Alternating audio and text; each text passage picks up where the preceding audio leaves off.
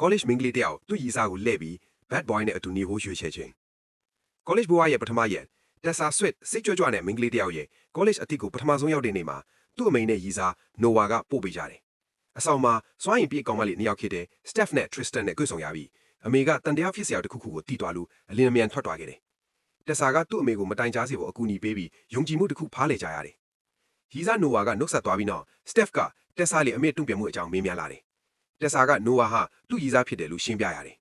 နောက်တစ်နေ့မှာတော့အင်္ဂလိပ်စာမေဂျာလုပ်တဲ့လန်ဒန်နဲ့တွေ့ဆုံခဲ့ပြီးညနေခင်းမှာသူ့အခန်းထဲမှာစာအုပ်ဖတ်နေတဲ့ကောင်လေးတယောက်ကိုအံ့အားသင့်စွာတွေ့ရတယ်။သူက Steph ရဲ့တငယ်ချင်းဖြစ်ပြီးပါတီတစ်ခုကိုဖိတ်ကြားတဲ့အခါ Tessa ကမသွားဘူးလို့တိတိကျကျခံမှန်းလိုက်တယ်။ထပ်သွားခင်မှာတော့ Tessa ဖတ်နေတဲ့ Great Gatsby စာအုပ်ရဲ့အဆုံးကိုဖော်ပြပြီးစိတ်ပျက်စေခဲ့တယ်။စာကြည့်တိုင်မှာထိုကောင်လေးကထပ်တွေ့ဆုံခဲ့ပြီး Steph ကပါတီတစ်ခုကိုဖိတ်လာတယ်။အစင်မပြေနေပေမဲ့ Tessa ကသွားဖို့ဆုံးဖြတ်လိုက်တယ်။ပါတီမှာ Truth or Dare game ကစားရင်မကောင်းတဲ့မှတ်ချက်တစ်ခုကြောင့်တင်းမာဖို့ဖြစ်သွားပြီး Tessa က Dare လက်ခံရကအဖွဲရဲ့ bad boy နဲ့တွေ့ဆုံရတယ်။စိတ်အနှောက်အယှက်ဖြစ်ပြီး Noah ကိုဖုန်းခေါ်တဲ့အခါသူကအရက်တောက်တာအတွက်စူပူခံရတယ်။စာအုပ်တွေပြည့်နေတဲ့တိုလောင်ခန်းမှာတယောက်သေးဝင်သွားပြီးထို bad boy ပြန်ပေါ်လာပြီးအဲ့ဒါကသူ့အခန်းဖြစ်တယ်လို့ဖော်ပြလိုက်တယ်။ဒဲတစ်ခုကန်လန်းထားပေမဲ့တက်ဆာကအရာတွေပြင်းထန်သွားခင်မှာထွက်သွားခဲ့တယ်။နောက်နေ့အတန်းမှာထိုကောင်လေးက Hardin Scott ဆိုတာသိရပြီးချစ်ချင်းမေတ္တာအကြောင်းစန့်ကျင်ဘက်အမြင်တွေကိုဆွေးနွေးကြရတယ်။တက်ဆာကလန်ဒန်ကို Hardin အကြောင်းတိုက်တာပြောတဲ့အခါ Hardin နဲ့လန်ဒန်ကဆွေမျိုးတွေဖြစ်ကြောင်းသိရတယ်။ Steph ကတက်ဆာကိုတက်တူးထိုးဖို့ခေါ်သွားပြီးတက်ဆာရဲ့အချစ်အေးသမိုင်းကိုပြောပြခဲ့တယ်။ Noah ဟာသူ့ရဲ့ပထမဆုံးနဲ့တခုတည်းသောရည်စားဖြစ်တယ်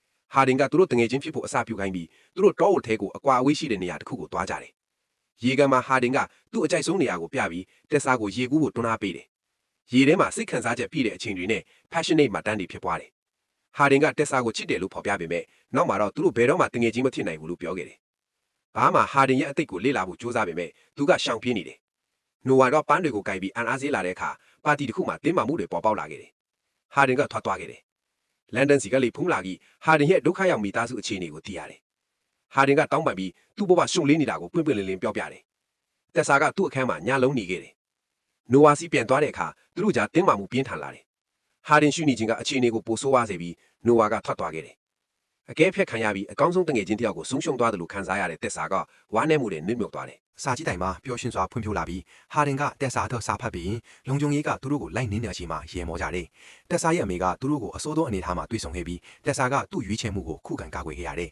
။လန်ဒန်က Hardin ရဲ့ရှုပ်ထွေးမှုအကြောင်းသတိပေးခဲ့ပေမဲ့တက်ဆာနဲ့ Hardin ကအတူတကွနေထိုင်မှုဆုံးဖြတ်ခဲ့ကြတယ်။ Hardin နဲ့လန်ဒန်ရဲ့မိဘတွေရဲ့မင်္ဂလာပွဲမှာ Hardin ရဲ့အဖေကနာကျင်စရာမိသားစုသမိုင်းကိုဖော်ပြခဲ့ပြီးတက်ဆာက Hardin ကိုနှစ်သိမ့်ဖို့ကြိုးစားခဲ့တယ်။မော်လီက Hardin ရဲ့အတိတ်အကြောင်းမေးမြန်းတဲ့အခါတန်တရားတွေပေါ်ပေါက်လာတယ်။ဗီဒီယိုတစ်ခုကအန်အားစရာအထဲတစ်ခုကိုဖော်ထုတ်ပြသခဲ့တယ်။တက်ဆာကိုချစ်မိစေပြီးနောက်ပိုင်းမှာပယ်သွားဖို့ Hardin ရဲ့ mission